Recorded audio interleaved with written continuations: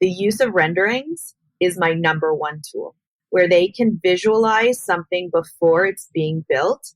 It's everything for them. So I'm lucky. I am an artist at heart. I'm able to sketch something for them. I'm able to envision something. But when they see it, yeah, it speaks for itself.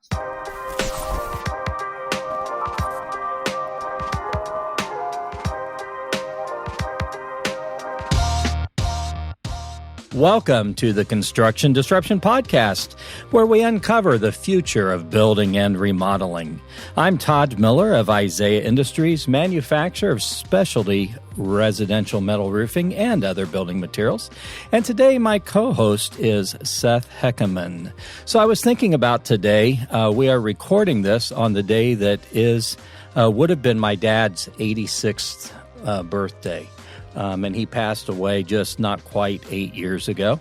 So that's something as I think about that. And every year I kind of take this time, either on his birthday or the date of his death, the anniversary of his death, to think back on him. Of course, Dad was the founder of our company, the company that I have spent my entire career in.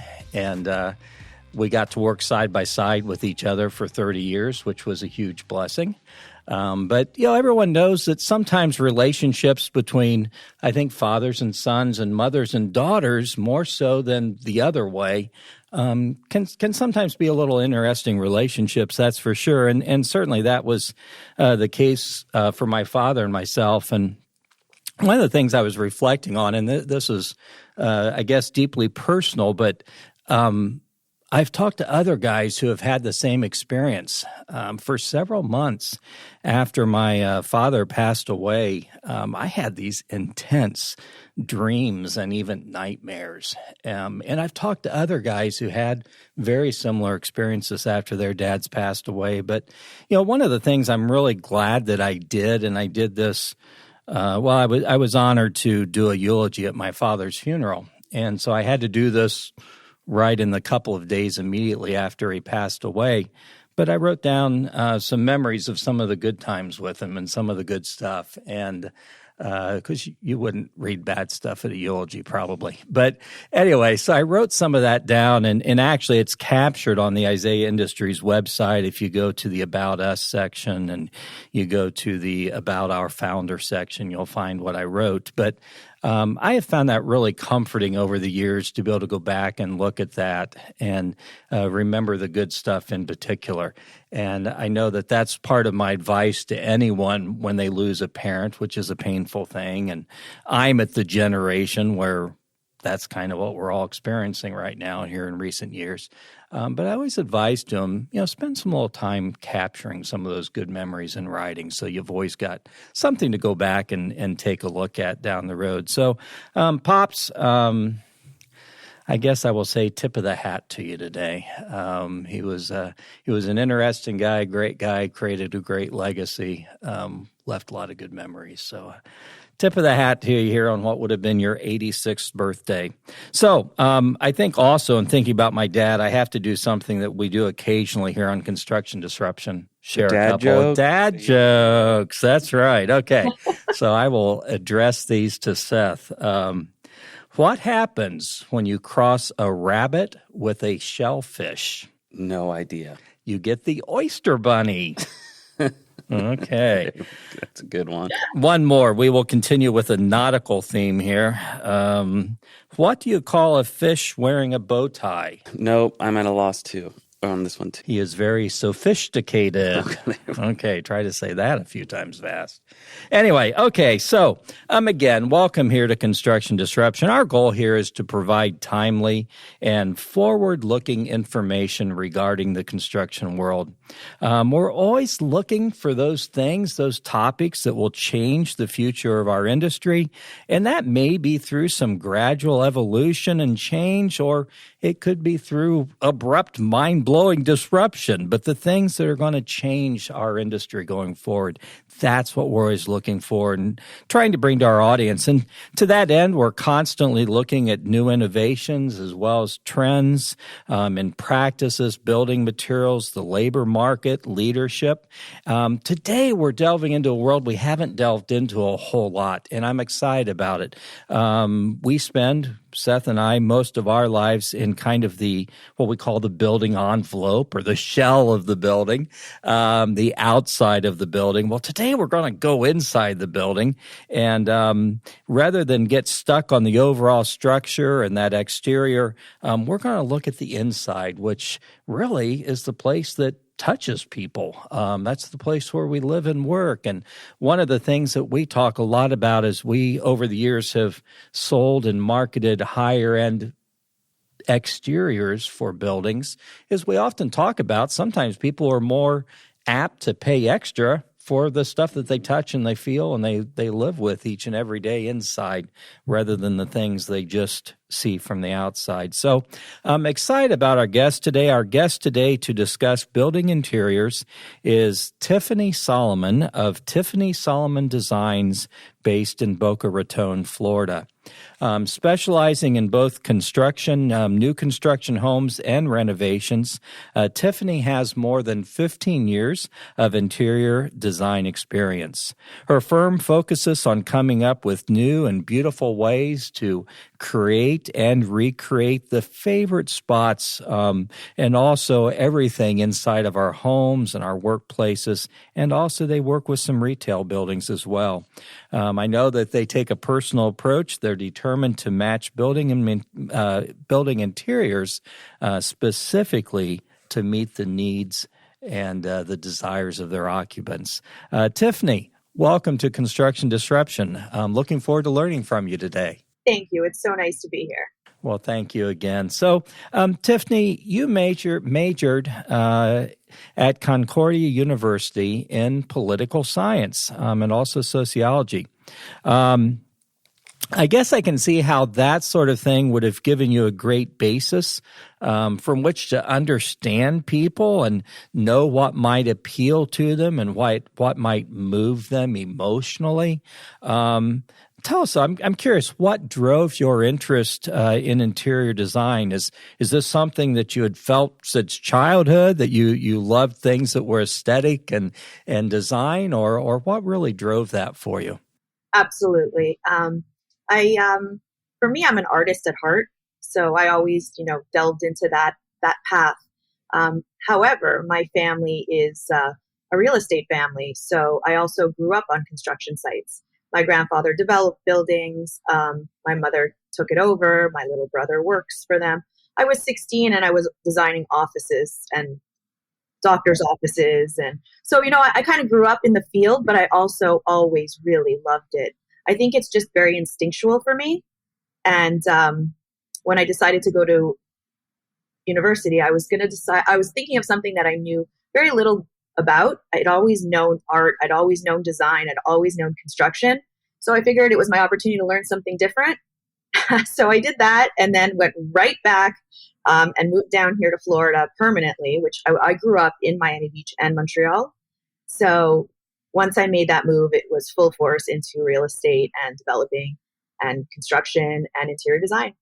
Wow, and that's interesting because one of the things that we've had several past guests bring up as they have talked about giving advice to younger people in their careers is you got to find that thing that you're passionate about and that thing that moves you emotionally and personally. And so that's fantastic. Neat that you delved into something else, got that experience behind you that kind of makes us that whole person we are. And yet went right back to where your passions were. That's great.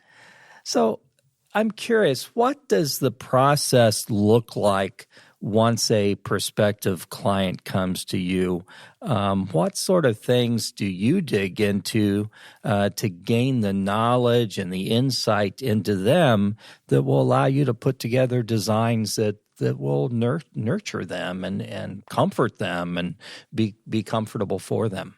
I think it's really mostly about connecting with your clients. That's the basis for everything. It's really hearing about how they live, what they're looking for. It's also more of a spiritual practice for me too, in a way, in that I love to feel the energy. I love to understand their situation. I think it's much more than just a home. So it's really their lifestyle that I have to get to know. I have to connect with them on a deep level so that I can hear what their needs really are, what they like, what they don't like, Um, it's simply about, first connecting with them. So I love to spend as much time as possible with them.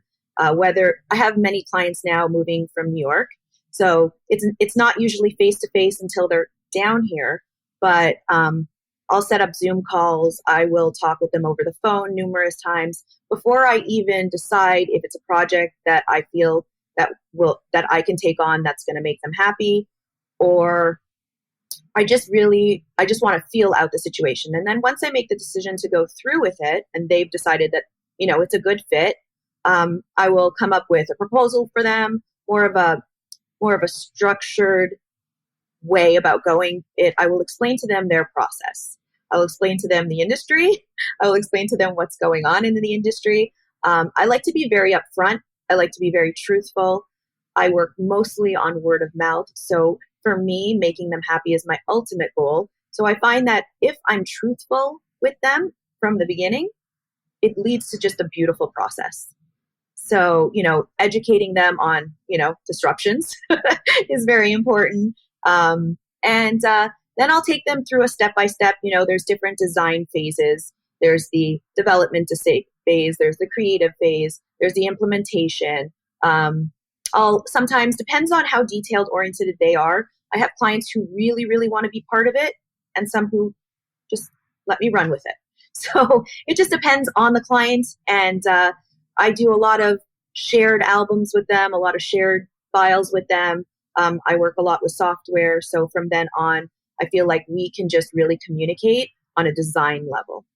Wow, a couple of things you said in there. I mean, I loved everything, but a couple of things really resonated with me. And one was where you said, when it works right, it's just a beautiful process. And I think that any of us who have been in that consumer seat have had those relationships, especially in the service industry, that really have resulted in that beautiful process. And we've had some that haven't gone that way. And so we know the difference. So I really respect that's what you're striving for, and you do it by connecting with your clients.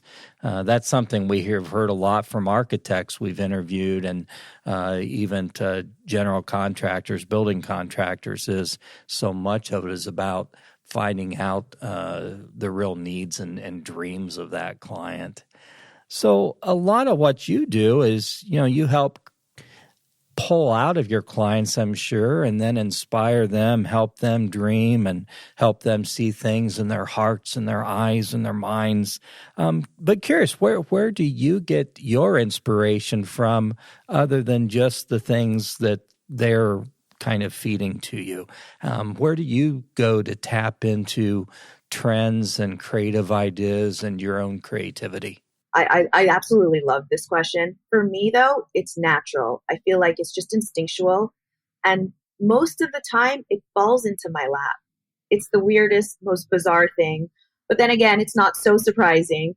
I don't believe much in coincidences. So when I see something, I know I like it, or I know I don't. I know if I can adapt it, how I can maneuver it. Sometimes I'll just be outside and something will pop up, or a color, or a vision, or it's just a natural process for me, especially when I walk into the actual space. It's like I have these ideas that just flood into my head. And I think that comes also from years of experience and seeing what's out there, knowing the materials to use. So I think it's just a combination of everything. But for me, I would say the biggest thing that I rely on is my instinct. It has not served me wrong yet. I hope it continues to be that way. But, I love being outdoors. I love just feeling what that space is going to feel like. Wow, that's awesome. And again, I could see where that's going to lead to a really neat experience for your clients as well. Are there any particular trends you're hearing about from your clients these days, or things that they're telling you, oh, Tiffany, do what you want, but I've got to have this, or this is what I really want, things they can't live without? Are there any things like that you're hearing from folks? I think mostly people really do want to integrate technology, the use of smart homes. I think people really love the idea, especially down here in Florida, of the outdoor-indoor living concept, which I absolutely love. I feel like it is such an important part of life to just be outside and inside. So whatever I can do to make those spaces more cohesive and flow, I think that my clients are very receptive to that. Open spaces is something they talk about all the time, open floor plans. It used to be in Florida here, we'd have houses with formal living areas. And then only up until recently are new construction developers kind of integrating the use of a large kitchen with a family room and omitting the formal living room. There's so many times I've seen where, it's a beautiful space, the formal living room, but is it really getting used? Now, people are getting wind of that, and I see more and more that people don't want that. They want just an open space, a flow to their home. You can divide the space without the use of walls. So, those are the things that my clients are very, very interested in at this point. I like that where you said you can divide a space without the use of walls. And my wife and I live in a home that was built in the late 70s. So it was very traditional: living room, family room, formal dining room, kitchen. And over the years, we've done a number of remodeling projects. And part of those has been to open up and create bigger spaces. We still have this living room that we never go into. Our dining room got changed into sort of a coffee room, which is kind of a neat personal space for us, because we were like, we're never going to have formal dining meals or anything like that. Our family room has a neat dining area in it. So anyway, I certainly can resonate with that. These trends and changes you've seen take place over the years, are any other ones that you can relate to us that you've seen? And I'm kind of curious, do you see some of these changes be gradual or more overnight type changes? I guess the removal of walls is almost pretty overnight. Tell us a little bit more about those trends and changes you've seen. It's interesting, speaking of those removal of walls. For a long time, I couldn't understand why developers or builders were still building these homes with these formal rooms. But then all of a sudden it just switched. So those are things that just switched. But then there's other things that take more time. If you want to talk about technology and the use of technology, that's making things change exponentially. It used to be, when I first graduated from design school, I worked for the top retail design firm in the country, and that was 2007. And then 2008 hit. But, I was doing projects in Las Vegas. I was doing Christian Lacroix. I was doing Federated Department Stores, that Macy's, Bloomingdale's, all kinds of great stores. And the firm that I had worked for was around for 50 years. They were the top. They waited 3 months for me to graduate. This is where I wanted to work. And I came in, and their use of technology was a little bit outdated. And slowly we would adapt. So in terms of the process, I feel like it was slow to adapt. But now that when you see things in the house, it's quick to adapt. The point being that, I do now my renderings on the computer. CAD has evolved significantly. We have SketchUp. We have the ability to bring out many different designs very quickly, or a lot quicker than it used to be when I used to have to hand sketch them, and then paint them. And then now, there's programs I can watercolor on the internet. I can, there's vast amounts of resources available. There's even programs where you don't have to learn CAD. You have kitchen designers using programs that take 5 seconds to learn. So it's quite interesting. But yes, I do think that other things are taking place a lot quicker. I think the social media has really, really, really enabled people to be really part of the process. So they want what they see, and that's instantaneously. So let's say organization. Now you have TikTok. If you search organization on TikTok, you are overloaded with a tremendous amount of information. And now, you can organize everything. So that's what I'm seeing a lot of now, this huge organization trend, which is kind of interesting. I actually enjoy it because I do believe there should be systems in place in everybody's house. But, that out of the blue just popped up. So it's kind of cool to see. It's never a dull moment. Things happen very slowly for certain things, and other things, they just arrive.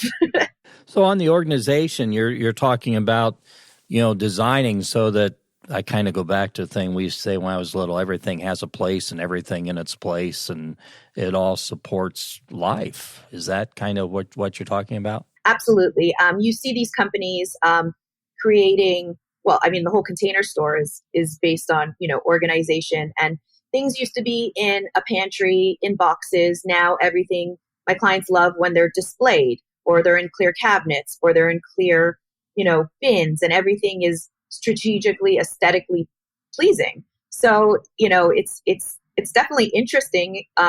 Is it livable? Yes and no.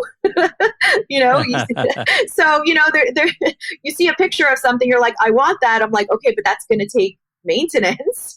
So it just depends. But yeah, like I find for me when I design, I like to hide everything. I don't love stuff everywhere. I'm very clean. I'm also very big into feng shui. So clutter is just chaos. So I like to hide things. I like things when they're organized. So I'm happy with this trend that's blowing up.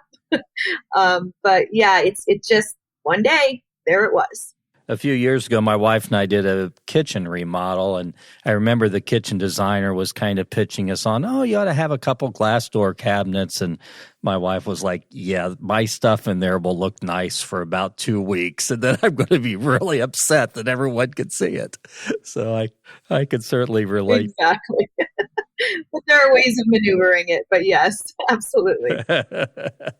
So you talked about outdoor living. And I'm just curious, are you seeing any of this trend? I see it every once in a while on HGTV and some of the design magazines of the movable exterior glass walls. Are you seeing interest in those right now? It depends. It depends on the project. Down here in Florida, most of my clients are building with developers. They're not doing custom homes because there isn't very much, unless they're rebuilding. Those are very few. They're not really, they're building with developers, and they are pretty much, their hands are tied when it comes to the types of windows and the types of doors that they're using. But in other projects where I get to do renovations and new windows, absolutely. I love bringing the inside out. Even in my home, I have windows that stack, that pocket, so that you can just completely open it up into a courtyard.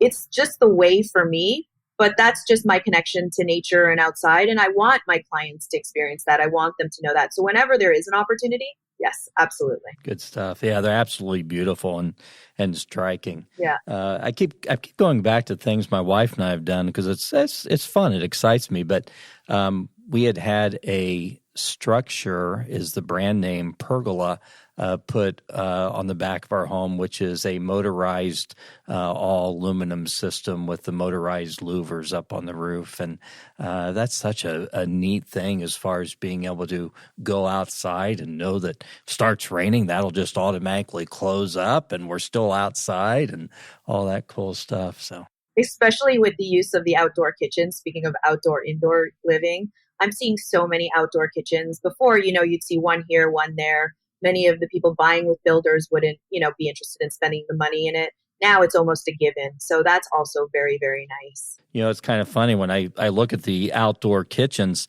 When I grew up, my family had a farmhouse, and they had what they called a summer kitchen. So they would cook in this exterior building during the summer because they didn't have to cook inside the house where it just made everything hot. And here we are kind of going back to that. So cool stuff. You talked a little bit about design and using design to show renderings. Is there still a real wow factor for your clients when they see those renderings? There absolutely is. I think that bringing a space to life is everything. That's the magic in what I do. That's, I think, the part of the process that I like the most. But we're also talking about a substantial amount of money for a lot of my clients. So the use of renderings, it's just to ease their anxieties. That's the way I look at it. I'm a problem solver, problem mitigator, problem expertise. And my clients, I want to provide them with the most amount of trust and the most amount of faith that I can handle whatever comes along the way. But the use of renderings is my number one tool, where they can visualize something before it's being built. It's everything for them. So I'm lucky. I am an artist at heart. I'm able to sketch something for them. I'm able to envision something. But when they see it, yeah, it speaks for itself. You mentioned being a problem solver. I'm just curious, have you ever been faced with a project, maybe it was design, maybe it was new construction, or maybe it was remodeling, but you saw something in the structure itself and you thought, oh no, what in the world am I going to do with that? Or what was that architect thinking? Just curious, you ever run into that, and any ways you solved that particular problem, or something that really sticks out in your mind is that was the one that, oh my goodness, didn't know what I was going to do, and we solved that problem? Yes, actually, those are my favorite projects. I mean, I really have to say I learned from some amazing people.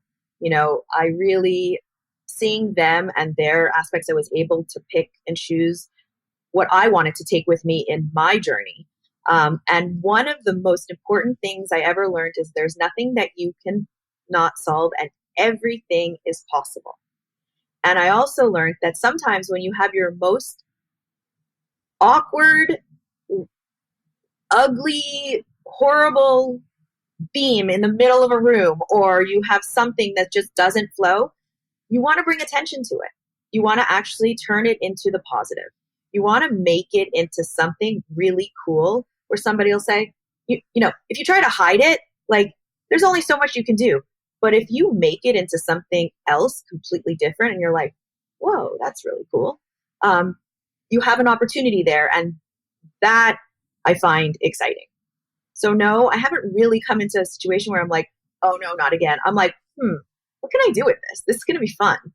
So turn those negatives into opportunities to make something fun or exciting or unique. Absolutely. That's the nature of the business. That's a great approach. You said everything is possible. You can always really make is. It happen. You just have to have persistence. Persistence, positive attitude. Yeah, it's anything is possible. Are there any techniques, or let's say on a new construction, a new build, any suggestions or ideas or techniques for making sure that a positive and productive relationship exists between the architect, the property owner, all the GC, all the sub-trades, and the interior designer?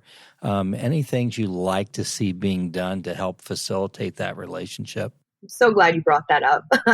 There's so much behind the scenes that goes on in a project that the clients aren't privy to. So my relationships with the people that I work with are longstanding. So I know how they move. I know, we've had years of figuring things out. I think the most important thing is really just communication and trust.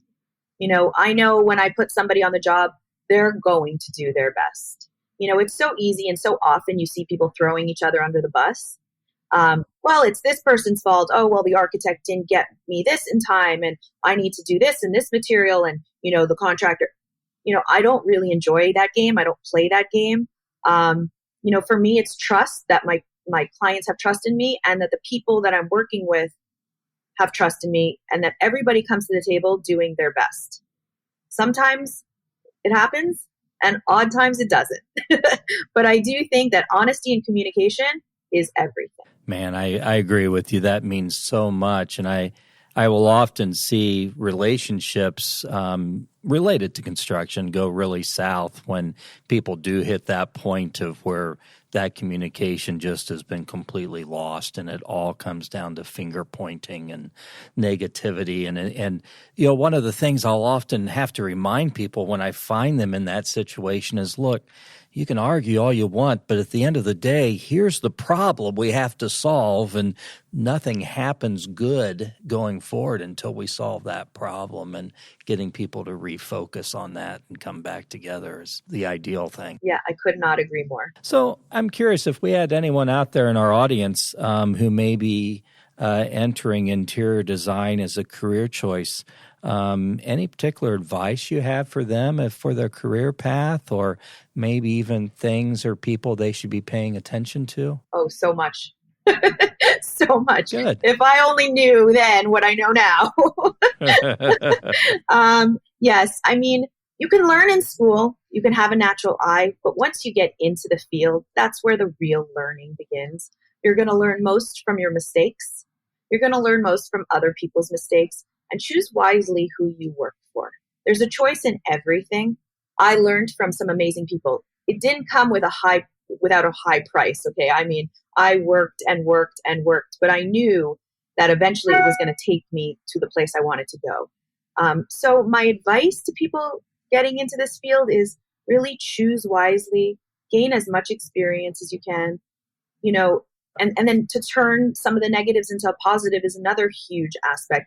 I was graduating, and 2008 hit, and it was a huge, hit. Yeah. But I stuck with it, and I made it through, and I worked really hard, and I did my best, and I kept my side of the street clean, and I forged through it, and we went from a company that was 120 employees to 20. But I wrote it out, and then I saw a new opportunity that people from Florida, working with GL Homes, people were moving to Florida. So the housing, even there was a housing bust, there was also a building boom out west here in Delray and Boca. So find the opportunities, go with it, use your instincts, follow your heart, but just don't be scared to work. That's neat. And so it sounds like you generally would suggest a career path. You come out of school, be selective, but go out and work for someone else for a while. And, maybe you fit there and always stay there, but, maybe you eventually break off on your own. Absolutely. That's exactly what happened to me. I was working, I saw the retail design firm, and then I saw the opportunity, and I took the leap of faith. And, 15 years later, I still have my company, and I have nothing but amazing clients. I go solely on word of mouth. So I know I do my best. Some people I can't make happy. Some people I can, but I know every project has been the right project for me, and that I'm most grateful for. What was that transition like for you? One of the things that I often look at a lot of careers, and we've talked to architects about this, and, they'll say, okay, when I was in college, or maybe it was technical school, they trained me to do the thing, but they didn't train me to run a business or to own a business. What was that transition like for you? A lot of work, but in all fairness, I got lucky in the sense that I got to watch my family build a very successful business. My mother is through and through a businesswoman. I have learned so much from her. She has guided me along the way until I said, okay, stop guiding me. I got this. I need to learn on my own. But, she has, I just grew up in a very business-oriented family. My grandfather came after World War II with not a penny in his pocket and built a huge real estate empire. So I was lucky to be part of that and just grow up in that environment, a family business where we would sit around the table and talk business. So I was lucky in that. However, when it actually came to being the accountant, being the receptionist, being the manager, being the talent, that one kind of throws you for a loop, and you just forge through little by little, step by step, you keep growing. Good advice. Well, this has been great. Really have enjoyed our time together. We're getting close to the end of our time, and I want to thank you again. Before we close out, and we'll have a couple other questions after this, but I want to ask you if you're willing to participate in our rapid fire questions. So these are 7 questions, sometimes serious, sometimes can be a little silly. All you got to do is give a quick answer, and our audience needs to understand Tiffany has no idea what we're going to ask. So what is it? Are you up to the challenge of rapid fire? For sure. Bring it on. Well, Seth and I will kind of alternate questions here. I will start and then we'll alternate. So this one's pretty serious. I'm just curious. What is your favorite place to be in the interior of your own home, and why is that your favorite place? My backyard. It's exceptional. It's where I really put a lot of love and energy. It's also where I take my girls and we do garden and get out there and just, we're so lucky we live in Florida. It's so beautiful out almost every day. So for me, it's the swimming pool. It's the outdoors. I've just made it into a beautiful, safe, fun, beautiful place. Awesome. Very cool. Second question, what is your least favorite color? Oh, that is a good question. Red. That was a quick answer. So what is then your, if we can add an eighth question, what is your favorite color then? Pink. Oh, like light red, as I would say. Yeah, but isn't that interesting? Yeah. Isn't that interesting? Cool stuff. Two extremes. Okay. So what is your favorite animal print, like zebra or giraffe or cow? Or cow. Well, it could be whatever you like. I'm just throwing out examples. It's a funny question. I actually really don't like animal print. I find it a little dated. It comes in and it goes out. It comes in. I'm more of a neutral. If I'm going to put a hide in a house, it's going to be a neutral. It's not going to have any kind of animal prints on it. Awesome. Well, perfect answer. If you could snap your fingers and do anything to change the world, what would it be? I think there's two to that. I think there would be two answers. So I'm going to steal it. I'm going to take two wishes instead of one. That's great. The first one would be environment. Especially working with builders and working in, land development. I've worked extensively with developers. So, seeing, for example, around here in Florida, us starting to build into the agricultural reserve and certain things like that, is really just being very, very aware of conscious building and environmentally sustainable building. I think that would be my top priority, the focus on the environment. And the second thing I would do is, I guess, like, in a way, I would wish that kids would grow up with more love and more, a solid school system and an education where that they can like reach their dreams. I see in this country a tremendous lack of value in the arts, especially in the public school system now, especially after COVID, where their hands are really tied, but these kids are in school all day long. There's no creative outlet for them anymore as much, or as nearly enough of a creative outlet. I feel like self-expression, love, all those kind of emotions are being neglected. So I think that would be my second wish, to see more of that. Those are beautiful answers. And I knew when I wrote that question, I thought, oh my goodness, I don't know how I'd answer this. This is a tough one. Beautiful answers. Thank you. So what do you like most about your line of work? I love the process. I love building something. Like I'd mentioned, that to me is magic. So being able to collaborate with somebody and build something for them on an energetic level is so satisfying for me. Building their home or redesigning their home. But being able to take the client along the process and have them have trust in my abilities and my designs, or, working with them, that's really everything for me. What is the time of day that you're most productive? The morning, for sure. I'm right there with you. Yeah. I'm worn out by the end of the day. Okay, final rapid fire question, even though we snuck a couple extras in there, which was cool. Do you have a favorite movie? I do, actually. It's Love, Actually. I watched it last night and I forgot about how much I love this movie. That's one of my favorites. I don't know if I've ever seen that. I remember it, but I don't know if I've ever seen that. One of my wife's favorites. Oh, I love it. Yeah, that's a good one. Well, again, Tiffany, thank you so much. Been a real pleasure to visit with you today and learn from you today. Is there anything we haven't covered today that you'd like to cover or share with our audience? I think when you brought this to my attention and disruptions in the in in the field and what was going on. The only thing that I would probably add to this discussion is that everything has been affected. Timing of projects, timing of getting materials, the availability of new materials. It used to be, you can always see reps with new lines of stuff and really creative, fun, beautiful, new things. So it's just kind of, I think I would just add, that anybody who is entering into either building a home or redesigning a home, that they be very aware of the timing of projects. It used to be, we'd get a deadline and we'd work to get to that deadline. Now things are so beyond our control where, the timing of the project really is what it's going to be. Yeah, we're living that in our world as well. Yeah. And that's good advice. So Tiffany, if folks wanted to get in touch with you, what is the best way for them to do that? I have a website. They can do that, or I'm on Instagram, TiffanySolomonDesigns.com. And my Instagram, you can follow the link through there. Great. TiffanySolomonDesigns.com.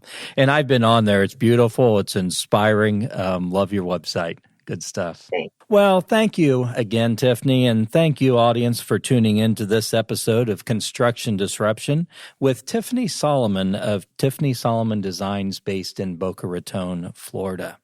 We encourage you, please watch for future episodes of our podcast. We have more great guests coming up. And don't forget to leave a review on Apple Podcasts or YouTube. Until the next time, though, I encourage everyone, change the world for someone. Make them smile, encourage them, bring them hope. Powerful things that we can do to change the world one interaction at a time. In the meanwhile, God bless, take care. This is Isaiah Industries signing off.